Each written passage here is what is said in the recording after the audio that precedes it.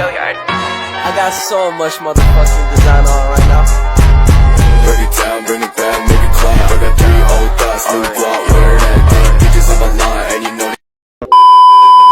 Assalamualaikum semuanya. Kami dari kelompok 8 ingin menjelaskan bagaimana perlawanan bangsa Indonesia terhadap pemerintah Hindia dan Belanda.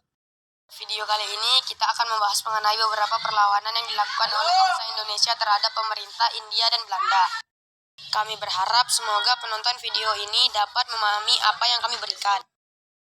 Perlawanan terhadap penjajahan yang dilakukan oleh pemerintah kolonial Belanda terjadi di berbagai wilayah di Indonesia. Adapun tujuan kedatangan Belanda ke Indonesia adalah untuk mencari rempah-rempah yang saat itu menjadi komoditi utama dalam perdagangan pasar Eropa. Setelah Belanda berhasil menemukan daerah penghasil rempah-rempah dan daerah itu memiliki keuntungan yang besar, Belanda berusaha untuk mengadakan monopoli perdagangan rempah-rempah dan menjajah Indonesia. Untuk melakukan hal tersebut, Belanda melakukan beberapa cara seperti pembentukan VOC dan pembentukan pemerintahan Hindia Belanda di Indonesia. Dari masuknya kekuasaan Barat ke Indonesia membawa perubahan dan kegoncangan kehidupan bagi rakyat Indonesia. Sejak awal abad ke-20, Belanda sangat bersemangat untuk memperluas wilayah kekuasaannya di Indonesia. Adapun maksud dari Belanda memperluas wilayah kekuasaan tersebut adalah: yang pertama, agar menciptakan keamanan untuk menjamin berhasilnya penanaman modal swasta Belanda dan modal swasta Indonesia. Yang kedua, agar bisa menguasai wilayah memiliki potensi untuk usaha pertanian, perkebunan, dan pertambangan. Yang ketiga, mencegah masuknya pengaruh politik bangsa asing lainnya di kerajaan-kerajaan lainnya. Perluasan tersebut terutama ditujukan kepada daerah luar Jawa. Perang perluasan kekuasaan tersebut mencapai puncaknya pada masa pemerintahan Gubernur Jenderal J.B. van Heijs. Perluasan kekuasaan Belanda tersebut mendapat tantangan dari raja-raja sehingga pada awal abad ke-20 terjadi peperangan di berbagai daerah di Indonesia sebagai upaya menentang kekuasaan Belanda. Perlawanan rakyat Indonesia menyebabkan Belanda mengalami krisis keuangan untuk membiayai perang, sehingga pemerintah Belanda menunjuk Van der Capellen sebagai gubernur jenderal. Van der Capellen mempertahankan monopoli perdagangan yang telah dimulai oleh VOC Dan tetap melakukan kerja paksa. Pada tahun 1830, Van der Capellen diganti dengan Van den Bosch.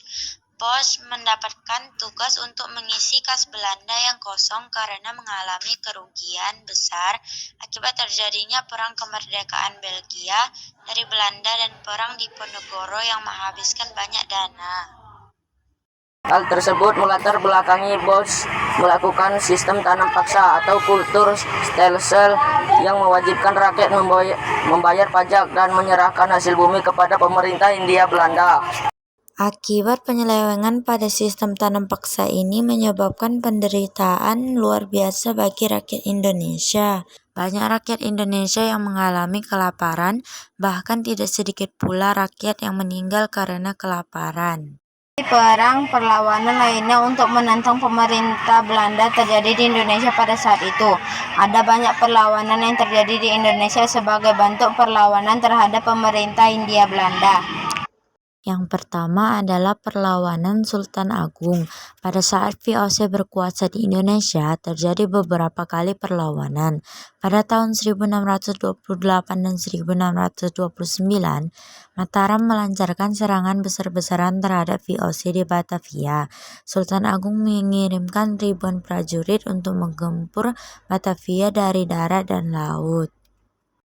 Perlawanan yang dilakukan oleh Patimura. Pada awalnya Belanda monopoli perdagangan dan memaksa rakyat Maluku menjual hasil rempah-rempah hanya kepada Belanda. Mereka menentukan harga rempah-rempah secara semena-mena, melakukan pelayanan hangi, dan menebangi tanaman rempah milik rakyat. Rakyat Maluku memberontak atas perlakuan ini, dipimpin oleh Kapitan Patimura atau Thomas Matulisi. Rakyat Maluku melakukan perlawanan.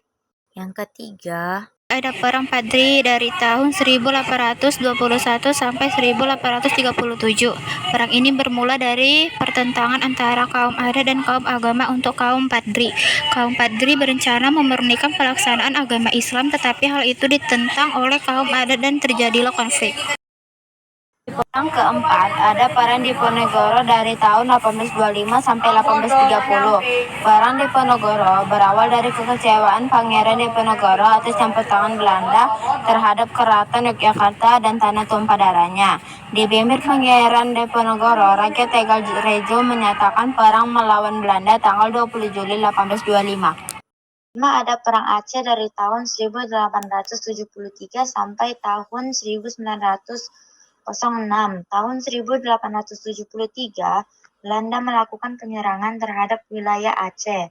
Rakyat Aceh kemudian mengadakan perlawanan di bawah pemimpin Aceh, antara lain Panglima Polim, Teku Ciditiro, Teku Brahim, Teku Umar, dan Cut Nyak Dien.